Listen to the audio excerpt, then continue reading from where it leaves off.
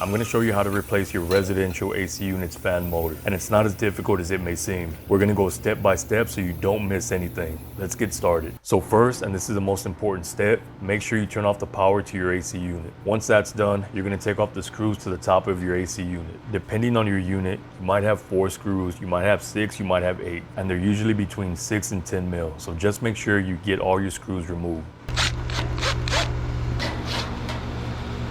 Next, we're going to take off this access panel. This unit has 4 screws holding it. Again, it may vary depending on your unit. So you're more than likely going to have 4 screws, 2 at the bottom and 2 at the top. Before we take off this access panel, double check that your power is off, and then let's get this removed. And it should just slide right out.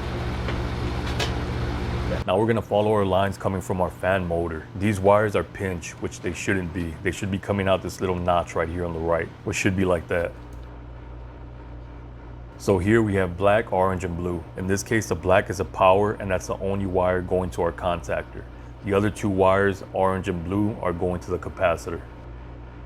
So we're gonna get these 3 wires disconnected. But before we do that, make sure you take pictures of everything. Take pictures of all the wires connected to your capacitor. Take pictures of all your wires connected to your contactor. And the reason I'm not showing you which wires go where is because all the connections are going to vary depending on your unit. So you just want to make sure you get these wires back in the exact place you removed them. So we're going to get those wires out, follow our line, and disconnect from the contactor. This contactor right here is also very easy to change, and one of the main things that goes out on a regular basis on an AC unit. You get this part online and install it yourself, you're looking at about a $15 fix. You call an AC guy, you're probably going to spend about $500, give or take. Okay, now we're going to cut the harness. So if you've never done anything like this before, one thing that I would advise is don't look at all the wires, okay, because you can get overwhelmed.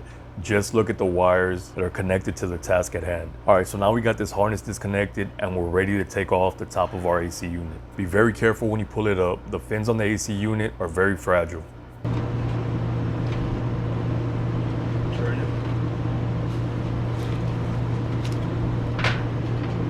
This thing's not even turning anymore.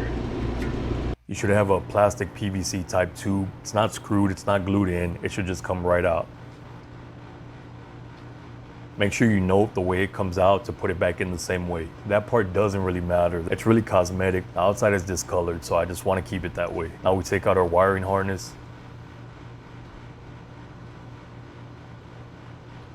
So now we have to remove the fan blades from the motor. And the original plan was to keep the motor connected to the fan shroud when I try to remove the fan blades, just to keep everything stable and make the removal that much easier. But since this motor was connected to the fan blades for over 20 years, it was a little bit more difficult to remove than I thought. I'm gonna skip everything I had to do to get this fan blade off. If you wanna watch that video, I will have a link, but this is how easy it should have been to get it removed. We take off this locking screw and remove the fan blades, and we move on. But that just wasn't the case. A better part of 3 hours later, and I finally got it removed. So now we're gonna prep our new motor. So this motor has 2 sets of nuts. If you have a similar motor, you're only gonna remove 1 set. Leave that second set on.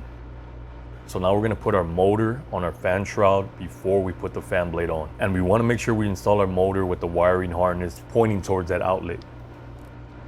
So we line it up, looks good. So make sure before you go back to install that you have your wiring harness and your outlet lined up with this notch right here. So next we run our harness through that outlet. Now we run it through our PVC tube. Remember, this plastic tube is not screwed in, it's not glued in, it just slides right in. So now that we're here, this is gonna be the easiest time to get everything connected. You can definitely do it after you put the top back on, but we have more access at this point, and it'll just be a little bit easier if you do it now.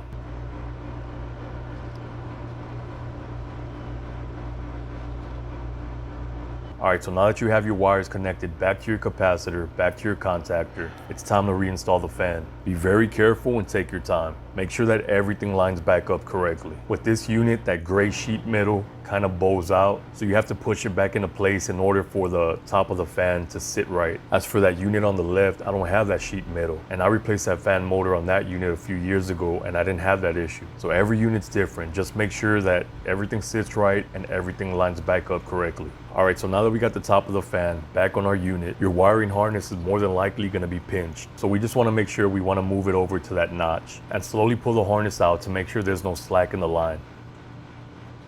Now we're going to button everything up, put a little tie strap on it, keep this panel looking as clean as possible.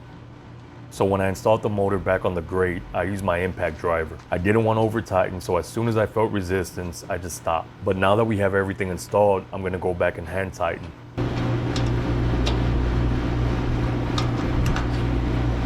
Now we put our access panel plate back, screw it back in, and also screw back in the top of the unit.